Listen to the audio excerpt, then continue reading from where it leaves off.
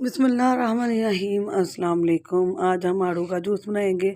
उसे बनाने के लिए हमने आड़ू की कटिंग कर ली है। यहाँ पानी ले लिया ठंडा, इसमें काला नमक डाला है, चीनी डालेंगे और बहुत मज़े का, बहुत ही अमेजिंग और गर्मियों का तोहफ़ा हम आड़ू का जूस बनाएंगे। हमें फ्रेश जूस बनाएंगे, हमें शरबत बनाने की ज़रूरत नहीं है। तो यहाँ हमने इसे सारा ब्लेंड कर लिया और माशाल्लाह 1 से 1.5 किलो के इतना ज़्यादा बाटा भर के बन गया कि हम पूरी फैमिली का पी सकते हैं। और हम इसे सेव भी कर सकते हैं, बोतल में डालकर फ्रिज में रख दें, जब दिल करे। गर्मी है, बहुत ज़्यादा गर्मी पड़ी है, तो ये जूस लाजमी बनाएं और पिएँ। इंशाल्लाह आपको बहुत ज़्यादा एनर्जी मिलेगी, ताकत मिलेगी।